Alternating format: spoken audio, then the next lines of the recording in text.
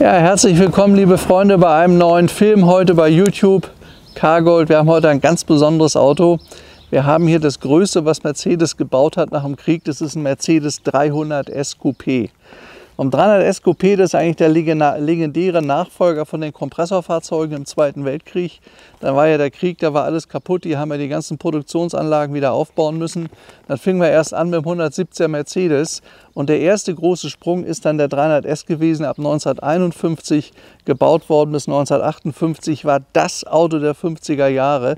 Und von so einem Mercedes 300S Coupé sind nur 216 Autos gebaut worden. Das ist was ganz, ganz Seltenes. Das Auto hat damals 35.000 Mark gekostet. Sind damals, weil man sich das in Deutschland gar nicht leisten konnte, die meisten Autos in die USA geliefert worden. Das ist hier ein Fahrzeug, der ist in Deutschland hergestellt worden. Ich habe hier, also nicht nur hergestellt worden, sondern ich habe hier, das kann ich euch mal ganz kurz zeigen. Das ist das Datenblatt. Der Wagen ist seinerzeit nach Essen gegangen an einen bedeutenden Unternehmer. Hier ist der Preis 35.018 D-Mark. Damals hat ein durchschnittlicher Arbeiter 400 Euro durchschnittlich verdient. Also nicht ein durchschnittlicher, normaler Arbeiter 400 Mark im Monat verdient. Da kann man sich ausrechnen, was es bedeutet, wenn so ein Wagen 35.000 Mark gekostet hat. Ja, ein 300S hat damals mit einer 3-Liter-Maschine seine Arbeit verrichtet. Hatte 150 PS mit einer 3-Vergasanlage. Wir machen gleich mal einen Motor auf, zeigen das. Und das ist das teuerste, was man damals bauen konnte. Das sieht man an dem dicken Chromzierat überall am ganzen Auto, an diesen wunderschön geschwungenen Linien. Innen toll aus Leder, alles in Holz umrahmt, Wurzelholz. Und das Auto hat eine Besonderheit, er hat ein Schiebedach, was absolut selten ist. Also das ist ein 300S Coupé mit Schiebedach. Was dazu kommt, er hat noch diese wunderschöne graue Farbe, so ein Mausgrau mit Schiebedach, mit rotem Leder. Also ich sag mal, der Wagen ist wirklich wunderschön gemacht worden. Ja, wir fahren den Wagen jetzt mal, wir zeigen euch mal, was ein 300S Coupé kann. Gehört eigentlich in jede große Mercedes-Sammlung, haben die meisten auch. Und dass man an ein wirklich gutes Auto kommt, und das hier ist ein wirklich gutes Auto in einer wirklich schönen Farbe, das ist sehr, sehr selten. Wir haben den gestern Abend erst bekommen, wir fahren, ich habe mich auch schon gefreut jetzt auf den Film, weil ein 300S Coupé zu fahren, das ist immer was ganz Besonderes. Ja, so sieht er aus. Er hat als Extra, er hat ja also Weißwandreifen, hat neue Reifen drauf. Das ist nur Geschmackssache, ob man Weißwandräder gut findet oder nicht. Aber er hat auch Chromfelgen. Das war damals aufpreispflichtig, war sehr, sehr teuer. Normalerweise war das hier lackiert, aber das ist ja Chrom, das könnt ihr sehen. Chromfelgen haben einen Haufen Aufpreis gekostet und er hat hier sogar einen Stander. Fahnenstange am linken vorderen Kotflügel hat er mal gehabt. Warum, weiß ich nicht, aber ich denke mal, derjenige, der sich das Auto 1953 bestellt hat oder auch gekauft hat, bekommen hat, geliefert hat, ist, glaube ich, eine sehr, sehr wichtige Persönlichkeit gewesen. Wie gesagt, es gab nur 200, ist also einer von 200. Wie viele heute überhaupt noch unterwegs sind, weiß ich nicht. Aber dieser hier ist wirklich ein sehr, sehr schöner Wagen. Also vielleicht mal zum Interieur. Schaut euch mal diese schweren, tollen Ledersitze an. Ob das die Originalen sind, weiß ich nicht ganz genau, aber ich kann euch sagen, genau so haben die ausgesehen. Es ist gut möglich, dass die mal überlackiert wurden, das weiß ich jetzt nicht ganz genau. Schaut mal hier, Becker Nürburg, das war damals das größte und das teuerste Radio, was es überhaupt gegeben hat aus der Zeit im Jahr 1953. Hier sind die Heizungshebelchen, bekannt aus dem 300 SL, der hat die auch so gehabt. Dann ist hier der Choke. Ein 300S muss man immer mit gezogenem Choke starten. Dann ist hier der Lenkradkranz, weißes Lenkrad. Da konnte man damals hier, nach links war der Blinker links und runter war der Blinker rechts. Das ist total nett gemacht. Hier hat er diesen tollen drehbaren Rückspiegel. Da ist übrigens das Licht an da oben. Kann man ausmachen, wunderbar. So, und schaut euch mal diesen riesigen Stern an. Also daran hat man auch sehen können, das ist wirklich der größte Mercedes, den es seinerzeit gab. Hier vorne Armaturenbrett, teuerstes Wurzelholz, VDO-Uhr. Hier dieser tolle Tachometer, der bei einem Coupé bis 200 Stundenkilometer ging. Höchstgeschwindigkeit bei dem Auto waren 175. Dann haben sie hier in dem Kombi-Instrument, da ist der Tank hier vorne, da ist die Ladung der Batterie, hier vorne ist der Öldruck, Oil Pressure und hier war die Temperatur, Wasserkühler. Hier Licht, das ist, glaube ich, das weiß ich jetzt nicht genau, was das ist. Muss ich nochmal genau nachgucken. Beleuchtung. Hier vorne ist der Startknopf, also man musste hier umdrehen. Und das Interessante an dem Wagen, die meisten hatten Lenkradschaltung bei dem Auto, er nicht. Er hat eine Knüppelschaltung, was ganz, ganz selten ist, was sich aber toll fährt. Viergangschaltung, oben links der Rückwärtsgang, könnt ihr hier vorne sehen. Hat es auch beim 170S gegeben ab 1949, aber er hat ihn auch. War damals sehr, sehr selten sowas. So, jetzt starten wir mal. Jetzt wollen wir mal hören, wie er losgeht.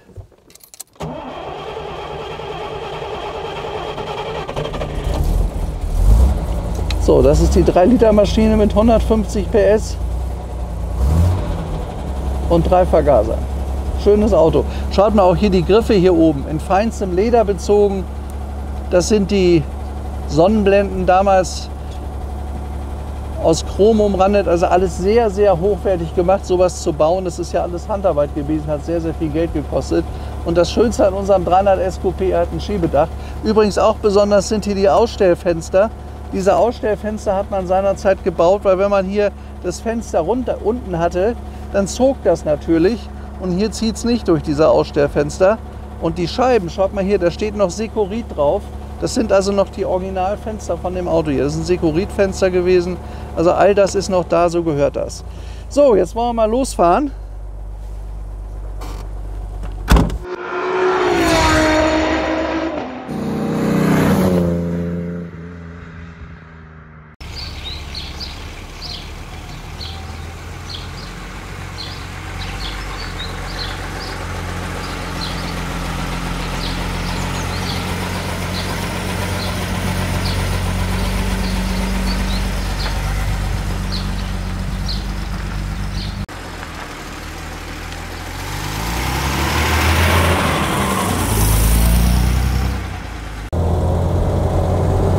Also das war in den 50er Jahren das Tollste, was man fahren konnte. Das haben damals eigentlich nur Fabrikdirektoren gefahren. Und ich glaube, ein Mercedes 300S war damals viel, viel mehr als heute Mercedes Maybach oder irgendwie sowas. Also ein 300S war einfach die Krönung.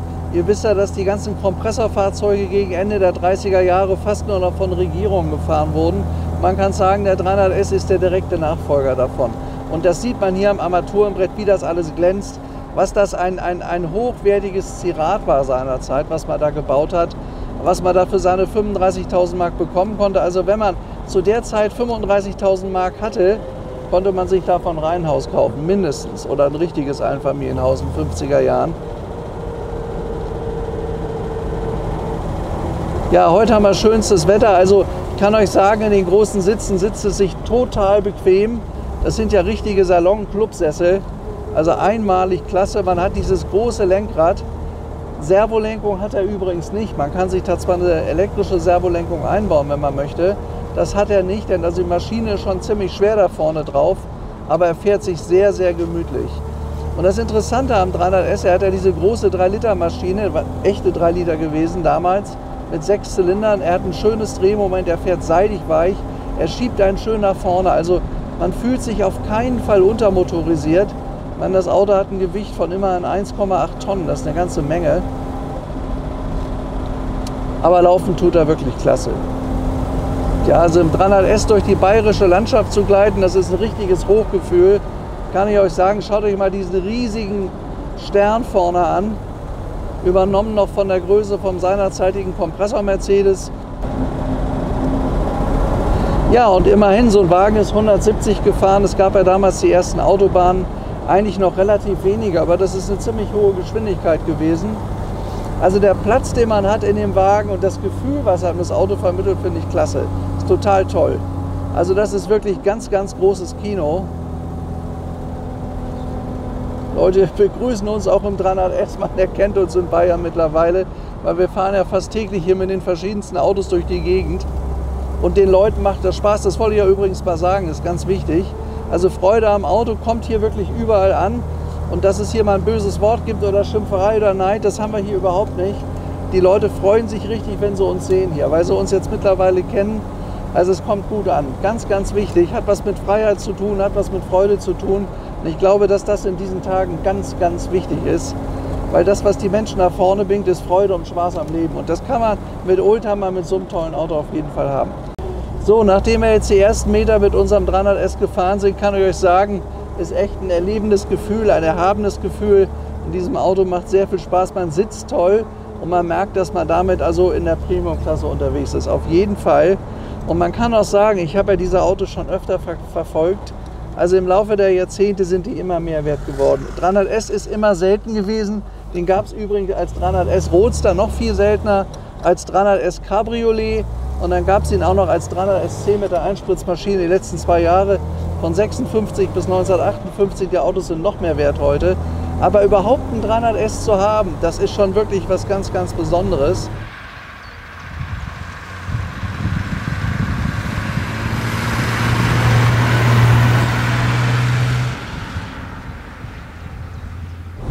Ja, das ist Oberklasse der 50er Jahre. Der Wagen ist schön restauriert. Übrigens ist die Restaurierung vor 32 Jahren passiert. Das ist in Deutschland gemacht worden. Und das Auto ist immer ein deutsches Auto gewesen. Viele sind ja US-Autos, ganz einfach deshalb, weil in Amerika mehr Geld war. Und damals sind, ich sage mal, 2/3 der Produktion in die USA gegangen, dieser Fahrzeuge. Das ist eine deutsche Erstauslieferung. Wagen ist erst dritter Hand, hat aber dann im Laufe seiner Jahre mal eine Austauschmaschine bekommen. Halt eine 300S Austauschmaschine, das hat man halt in Deutschland gemacht. Die meisten Motoren seiner Zeit sind ja nun mal leider kaputt gegangen, auch wenn die Leute heute glauben, sie müssen immer Matching Numbers haben, aber die Technik war damals nicht so weit. Und wenn man so einen Wagen stark belastet hat, da hat es halt eben dann auch mal eine kaputte Maschine gegeben. Das ist ganz normal. Und was den Wert aber angeht, also die sind ganz stabil. Also die Werthaltigkeit dieser Autos hier, die ist nach wie vor gegeben. Und wenn ihr euch mal die Auktionsergebnisse anguckt, 300S ist immer ein sehr, sehr gesuchtes Auto. Und die werden alle immer weiter verkauft. Die haben früher, als ich mal angefangen habe, 100.000 gekostet. Dann sind sie hochgegangen auf 250.000. Mittlerweile liegen solche Autos bei 450.000 bis 500.000 Euro. Unser Wagen ist da verhältnismäßig noch preiswert. Das besprechen wir hier im persönlichen Gespräch bei mir in Beuerberg, wo er jetzt steht. Aber zum Fahren und sowas zu besitzen, ist was Besonderes. Da kann ich euch sagen, es ist ein tolles Gefühl mit so einem Auto. Man sieht da auch einen Unterschied zum 220a. Das ist zwar eine ähnliche Modellreihe, aus der gleichen Zeit halt die Mittelklasse, aber mit dem 300S, wie der liegt auf der Straße, wie die Maschine anschiebt, kann man die 220er nicht vergleichen. Das ist was ganz, ganz anderes. Und das ist auch der Grund, weshalb so ein Auto hier das Dreifache kostet. Das war damals übrigens bei der Produktion auch so. Das hat immer das Dreifache gekostet. Ja gut, wer sich einen 300S leisten konnte, also der war ziemlich, das war entweder ein Fabrikant, der eine sehr, sehr große Firma gehabt hat. Also er fährt wirklich schön. Er schaltet sich auch gut, was ich toll finde hier. Und man merkt, der hat ein bisschen länger gestanden. Also wir haben das Auto von der Sammlung bekommen, der löst seine Sammlung jetzt auf. Er sagt, Herr Lufschitz, Sie müssen es seitig einfahren. Der hat eine ganze Zeit gestanden. Wir haben ihn gut zum Laufen gebracht heute Morgen, aber man spürt, man muss ihn bewegen ein bisschen. Aber das machen wir jetzt gerade. Das ist übrigens toll, das zieht wirklich nicht. Ne? Also dieses Ausstellfenster ist eine geniale Idee. Denn normalerweise geht der Wind ja immer gegen den hinteren Pfosten, gegen den Mittelpfosten. Und dann zieht einem das so auf die Backe. Extra deshalb hat der hier diese Ausstellfenster, es zieht nicht. Also ganz toll gelöst, wir fahren mit geöffnetem Fenster und es bläst nicht im Auto. Schiebedach haben wir auch noch auf, also ist ja fast wie ein Cabriolet. Da, guck mal, er fährt richtig schön auf der Landstraße. Hat übrigens auch einen guten geradeauslauf. Bremsen sind auch in Ordnung. Ich meine, das waren damals 1953 noch Trommelbremsen. Scheibenbremsen gab es ja erst ab 1961. Können wir mal gucken, wie er bremst. Ja, man muss beherzt zutreten, aber er fährt weiter geradeaus. Er verzögert gut. Gute Bremsanlage. Naja, der Wagen ist restauriert vor 30 Jahren und man sieht am Lack, an der ganzen Karosse, das ist auch anständig gemacht worden. Auch der Chrom ist sehr gut bei dem Auto, ist mir aufgefallen. Das Holz ist ordentlich gemacht worden, das könnt ihr hier sehen. Die ganzen Instrumente und Armaturen, die zeigen sich in einem sehr, sehr guten Zustand. Schaut mal bitte hier. Ich habe schon mal so einen Wagen im Originalzustand verkauft, den haben wir aus einer Scheune geholt. Daher weiß ich, wie die Original aussehen müssen. Also das ist alles sehr, sehr gut gemacht worden hier. Und ich glaube, dass der Wagen immer in gepflegten Händen gewesen ist. Also immer in der Hand. Man hat immer danach geguckt, was das für ein Wagen ist. Man hat ihn nie vergammeln lassen. Einige Autos aus den USA, die standen da mal eine ganze Zeit schlecht oder waren zu viel Sonne ausgesetzt. Die sind dann nicht mehr so gut.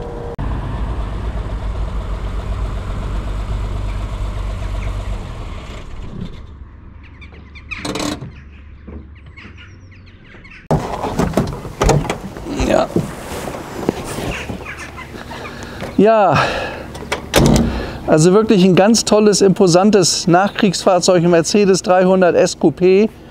Wunderschöne Form. Schaut euch das mal an, was der eine Linie hat, der Wagen. Man kann übrigens einen guten 300S an der Linie, an den Türen, wie die eingepasst sind, hier erkennen. Also das sieht ganz vernünftig hier aus, da ist gute Arbeit gemacht worden. Man darf aber nicht vergessen, er hat eine Restaurierungsstand Ende der 80er Jahre. So, hier hinten hat der 300S einen Kofferraum. Ich zeige euch das mal, wie das aussieht. Relativ groß, da passt einiges hin. Die Autos gab es dann sogar mit dazugehörigem Kofferset. Das hat unser Wagen leider nicht. Hier neues Reserverad. Also das zeigt sich alles in einem guten Zustand. Hier hinten dick in Chrom Mercedes 300S. Das war also wirklich ein sehr repräsentatives Zeichen, ein wirkliches Repräsentationsfahrzeug.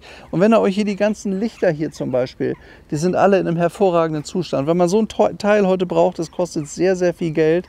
Ist toll im Zustand, auch hier die Stoßstange ist wunderbar. Da ist der Chrom nicht kaputt. Wir haben den Wagen noch nicht im Service gehabt, der wird noch aufgearbeitet. Oder schaut mal hier auch die Heckleuchten, also alles wirklich in einem sehr, sehr guten Zustand.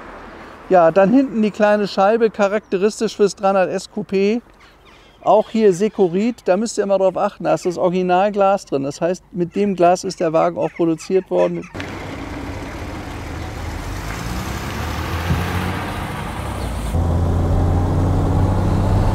Ja, also am Volant eines Mercedes 300S zu sitzen, das hat wirklich was Erhabenes. Und ihr könnt, glaube ich, merken, dass der auch toll fährt, der Wagen.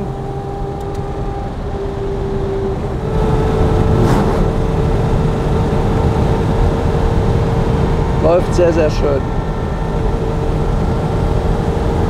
Tolles Auto. Da wünscht man sich auch die Zeit zurück, als wenig Verkehr war und man mit so einem Wagen fast alleine auf der Straße war. Das war wirklich was Besonderes. Also das Fahrgefühl an dem Auto und diese bequemen Sitze hier ist wirklich fantastisch. Gab natürlich damals noch keine Kopfstütze und auch keine Gurte. Da ist man ohne gefahren. Aber es war auch so wenig Verkehr. In den 50er Jahren ging das ja erst los mit den Autos. Das Maß der Dinge ist seinerzeit der VW Käfer gewesen. VW Käfer hat damals 4.000 Mark gekostet. Also man konnte so mehr oder weniger 8 Käfer kaufen für so einen Mercedes. Das muss man sich mal vorstellen.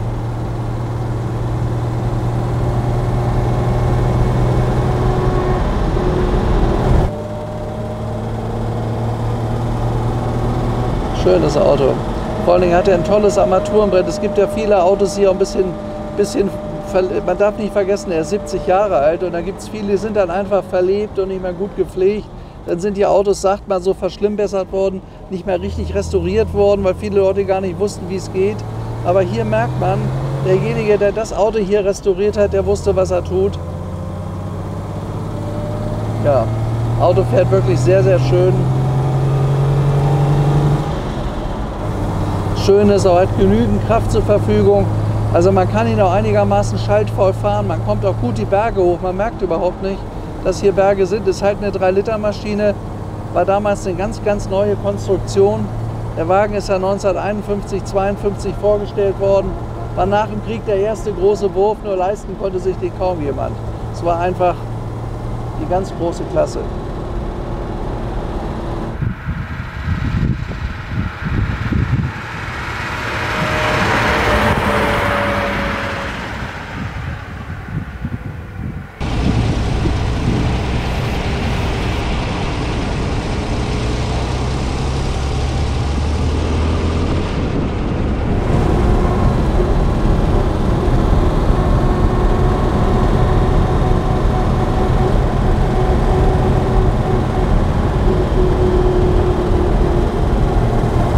Tja.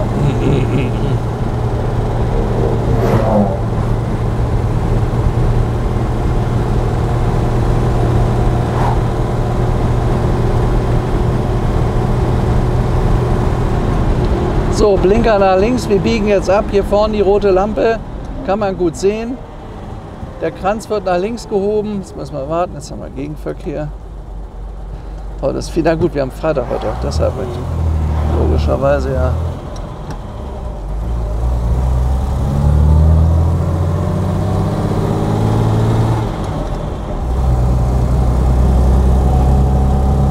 Ja, schiebt aber schön im dritten Gang, das geht gut. Kann man so schön, guck mal, wie schön das gerade aussieht, wenn die Sonne so reinscheint durchs Schiebedach. Also 300S Coupé hat es, glaube ich, nur 10 Exemplare mit Schiebedach gegeben, das ist was ganz, ganz selten ist. Er hat ein Schiebedach hier. Ist natürlich besonders. Also Schiebedächer, das ging ja damals erst los. Es zieht nicht, wir fahren hier mit offenen Fenstern. Ich meine, so ein Wagen hatte natürlich keine Klimaanlage, aber die braucht es in dem Auto auch wirklich nicht. Also wir sind hier super temperiert in dem Wagen. Wir haben ja heute schönes Wetter und draußen 22 Grad das erste Mal in diesem Jahr. Aber es zieht überhaupt nicht. Also total tolle Lösung mit den Ausstellfenstern. Übrigens, wenn solche Ausstellfenster kaputt sind oder wechselt, kostet Tausende von Euro, da ein neues zu bekommen. Also, wenn an so einem Wagen was kaputt geht, die Teile für so ein Auto kosten ein horrendes Geld. Das muss man wissen. Und der Witz ist ja an solchen Autos, wenn man da die ganzen Originalteile drin hat. Also nicht irgendwelche Nachfertigungen, sondern die echten.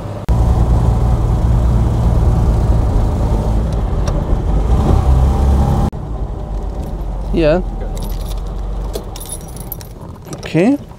So, hier unten ist die Stockhandbremse. Schaut mal, hier müssen wir ziehen. Ich habe den Gang auch reingemacht, dass nichts passiert. Jetzt hält er, jetzt kann er auch nicht rückwärts zurückrollen. Und wenn man vorne, das ist hier der Hebel, den ziehe ich auch, dann ist die Haube auch. Aber immer wieder reintun, damit er nachher auch zugeht. Weil wenn der Hauben, wenn das ab und zu bewegt sich das nicht richtig und dann geht die Haube nachher nicht mehr richtig zu. Wenn ihr eine Haube vom 300S aufmachen wollt, die müsst ihr leicht anheben hier vorne, dann sind links und rechts die Hebel, die zieht man nach da und dann habt ihr die gesamte Haube in der Hand. So schaut eine 300S Maschine aus. Ist übrigens auch wichtig, also oft hat man da auch Adenauer Maschinen verbaut, weil man keine anderen hatte. Die hatten halt dann nur 115 PS, müsst ihr gucken, aber da ist dann meistens hier der Kühler auch nochmal geschnitten. Das heißt, Kühler, der Luftfilter, hier. Da sind 3 Vergaser übrigens drunter. So, und das hatte beim Adenauer, der hatte halt eben nur 2 Vergaser. Ne? Und dadurch musste man das da oft dran schweißen. Also wer hier eine Schweißnaht hat, der muss aufpassen und genau gucken, was da für ein Motor drin ist. Denn eine echte S-Maschine kostet richtiges Geld. Die kriegt er nicht für 50.000 Euro. Währenddessen Adenauer, der ist ja als Limousine öfter gebaut worden. Da sind die Motoren einfach. Das sind übrigens hier da die Plättchen, Fahrgestellnummer, Motornummer, das ist alles dabei. Also ein sehr schönes Auto. Man sieht auch hier drin, dass er sehr, sehr gut restauriert wurde. Man sieht, dass es schon 30 Jahre her ist, was ich aber nicht schlimm finde. Und wenn er sich dann immer noch in so einem guten Zustand befindet, merkt man, dass der Wagen substanziell gut ist. Ja, das ist eine 300S Maschine, leistet 150 PS, verbraucht ungefähr 15, 16 Liter, Spitze 175. Ja, damit konnte man sich seinerzeit wirklich gut vorwärts bewegen. So, wollen wir wieder zumachen. 300S Haube ist schwer.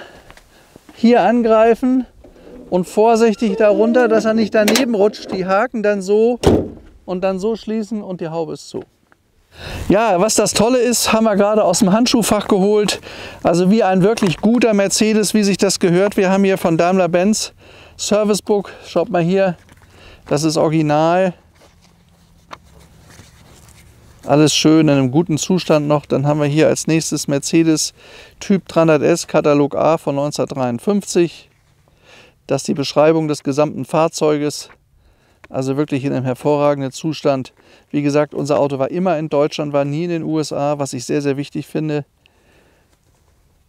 Da kann man sicher sein, dass er immer in guten Händen war, dass er gut gepflegt wurde. Das hat er sich wahrscheinlich mal besorgt, da steht nämlich oben drauf 175 Euro. Also kann man davon ausgehen, dass das ein echtes ist, hat er wahrscheinlich nicht mehr gehabt. So, da haben wir Mercedes Typ 300S Ersatzteilliste, die ist auch dabei. Finde ich ganz toll, wenn es mal Teile braucht für den Wagen. Die sind wie gesagt selten und ziemlich teuer, diese Teile. Ist halt ein 300S. Aber für so eine Pracht an Auto lohnt sich das ja wirklich auch, wenn da was nicht in Ordnung ist.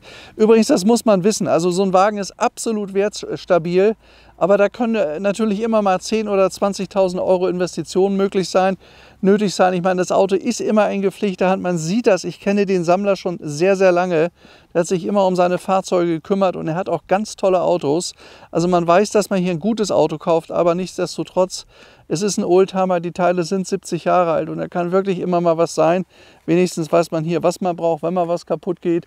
Und das sind auch so Sachen, ich kenne immer die Spezialisten für solche Fahrzeuge. Wenn ihr da mal Fragen habt zum Mercedes 300S, ruft mich bitte an, 08036 70 04, ich kann euch da helfen, mache ich gerne. Das ist halt eben was ganz Besonderes. Also das ist in den 50er Jahren das bedeutendste neben dem Flügeltürer, was Mercedes gebaut hat. Da gab es ja damals Sportwagen 300 SL, da waren sie ganz vorne damit. Und dann halt eben noch für Herrenfahrer das 300S Coupé. Das ist so der dicke Fabrikant aus den 50er Jahren mit einer Zigarre. Der hat sich dann so einen Wagen geleistet. Und ich meine, schaut euch das mal an. Das ist wirklich eine Pracht von Auto. Ein wunderschönes Design. Und auch, was ich heute wichtig finde, eine absolute Top-Geldanlage. Und er hat eine gute Farbe. Es gibt ja auch ein 300S in Weiß oder so. Das ist nicht ganz so meins, der wirkt da nicht so. Aber dieses Mausgrau mit dem roten Leder steht dem Auto extrem gut. Ja, also was ich hier für euch noch mal ganz kurz habe, das Auto ist ja fotodokumentiert, restauriert worden. Hier könnt ihr das sehen, dass wirklich der gesamte Wagen gemacht wurde, ist in Deutschland gemacht worden und das ist auch sehr, sehr gut gemacht worden. Das sieht man heute auch im Zustand des Autos, alles top restauriert, top lackiert, Leder aufgearbeitet, in einer versierten Werkstatt, das ist alles vorhanden zum Wagen. Und da das mittlerweile 30 Jahre her ist und der Wagen sich immer noch in so einem schönen Zustand befindet, ist das ein Zeichen dafür, dass das sehr, sehr gut gemacht wurde. Ja, könnt ihr hier alles sehen, ist wie gesagt auch mit dabei. Ja, dann wollen wir mal weiterfahren mit unserem Mercedes 300S. Also wirklich wunderschön und es ist halt eben ein Wagen, der hat Zeitgeschichte geschrieben. Also das war das Größte der 50er Jahre überhaupt.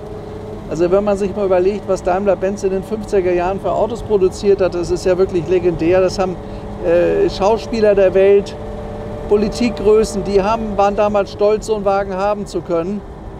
Heute hat Mercedes ein bisschen mehr Wettbewerber bekommen und die bauen heute auch, also sie bauen heute alles. Sie sind heute überall dabei und man weiß manchmal nicht so ganz genau, wofür Mercedes eigentlich noch steht, wofür man damals stand. Das kann man hier sehen. Das sieht man also wirklich, wenn man diesen riesigen Stern sich auf der Haube vorne anguckt, da kann man sehen, wer am Sternenautohimmel seinerzeit ganz vorne war. Das war einfach Mercedes. Hier sieht man es. Laufen tut er gut, der Wagen. Er bremst sehr, sehr schön. Also ich wüsste jetzt auch gar nicht, was man hier reparieren sollte. Mir ist aufgefallen, dass die linke Tür ist nicht richtig hundertprozentig eingepasst, aber ich glaube, das ist eine Einstellungsfrage. Und dann ist mir hinten am Kofferraum aufgefallen, wenn man den öffnet, da ist ein ganz kleines Blech eingeschweißt. Also es kann sein, dass er rechts am Kofferraum einen kleinen Unfall gehabt hat, aber das hat nur eine Länge von, ich sag mal, 10 cm und ist 3 cm breit. Das ist nur eine Kleinigkeit, sonst ist das hinten auch alles neuwertig. Aber es kann natürlich sein, ich meine, wisst ihr, es ist ja ein Riesenwagen und kann schon mal sein, dass man rückwärts irgendwo gegengefahren ist im Laufe von 70 Jahren. Das können wir natürlich nicht genau sagen, aber ich sag mal, dass das Auto verzogen ist oder irgendwie krumm, also das ist uns nicht aufgefallen jetzt. Fahren jedenfalls tut er toll. Und im Übrigen, wenn man so einen Wagen vollständig restauriert, dann fällt einem das ja auch auf. Also wenn man dann ein Auto hat, was einen schweren Schlag hatte, dann restauriert man so einen Wagen nicht. Also dann wird das entweder hundertprozentig behoben oder es hat gar nicht stattgefunden.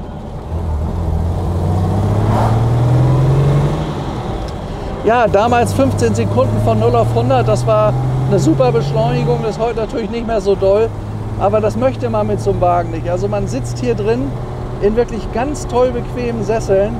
Ich glaube, mit dem Wagen konnte man damals auch 5, 6, 7, 800 Kilometer fahren, man ist immer noch gut angekommen. Kraft hat er genug gehabt, gemütlich war er auch. Und ein Verbrauch von 15, 16 Litern finde ich jetzt gar nicht mal so schlimm für so einen großen Wagen.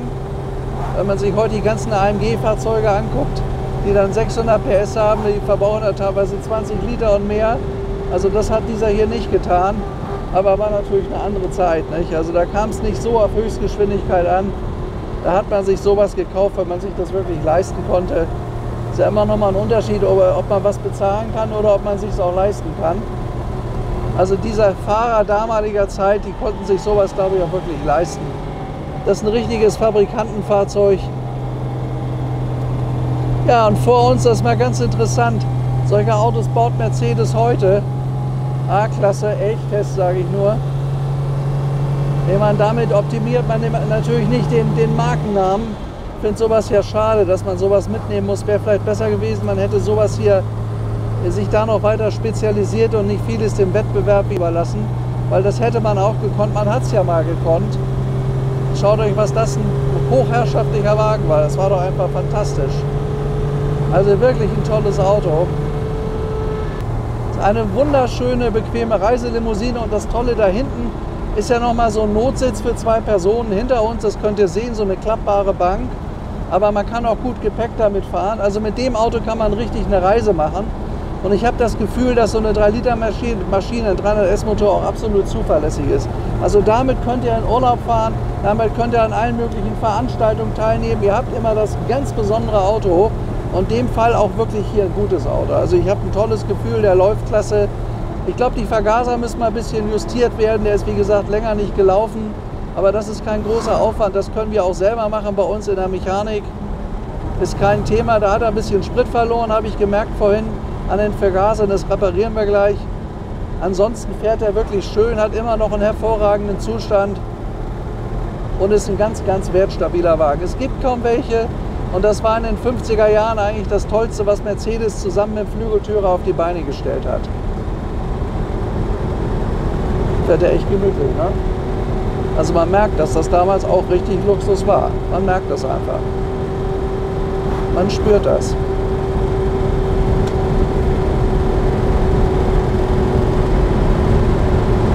Wenn man sich mal überlegt, so ein Wagen war fast 180 Stundenkilometer schnell.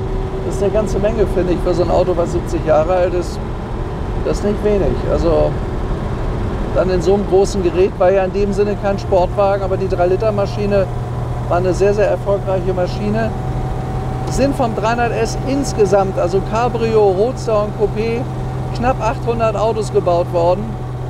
Dazu gehörte dann auch der 300SC mit der Einspritzmaschine, der extrem teuer war. Da gibt es dann vom Auto immer noch jeweils 49 Stück. War was ganz Seltenes. Und ab 1958 begann ja dann eine neue Zeitrechnung im Automobilbau. Dann hat man die Heckflosse kreiert. Es hieß der Mercedes 300 SE. Das war nicht mehr das, was es hier war. Kann man nicht mehr vergleichen. Eigentlich ist das genau genommen noch ein Vorkriegsauto, wenn man so will. Und nachher, also ab Ende der 50er Jahre, hat sich alles geändert. Und da waren, meine ich, die großen Zeiten des Automobilbaus vorüber. Also jedenfalls das, was ich darunter verstehe. Diese schönen Formen, dieses schwere Material, was man überall, also in Überfluss verarbeitet hat. Da begann man dann zu sparen. Also dass an dem Auto hier nicht gespart wurde, kann man, glaube ich, sehen. Ja, da sind wir wieder in unserem Betrieb am Beuerberg. Kennt ihr ja schon, 500 Jahre alt. Seit 27 Jahren machen wir hier Oldtimer. Wenn ihr tolle Autos für mich habt, ich muss ja immer danach suchen, weil wir verkaufen die auch. Bitte bietet sie mir an. Wir haben an tollen Sachen Interesse, auch wegen der Filme. Ist natürlich schön, sowas mal zu filmen. Ich hoffe, es hat euch wieder Spaß gemacht. Und ja, bei schönstem Wetter sage ich euch ciao aus Bayern. Bis demnächst und bleibt mir treu. Alles Gute, euer Stefan Lufschitz. Ciao.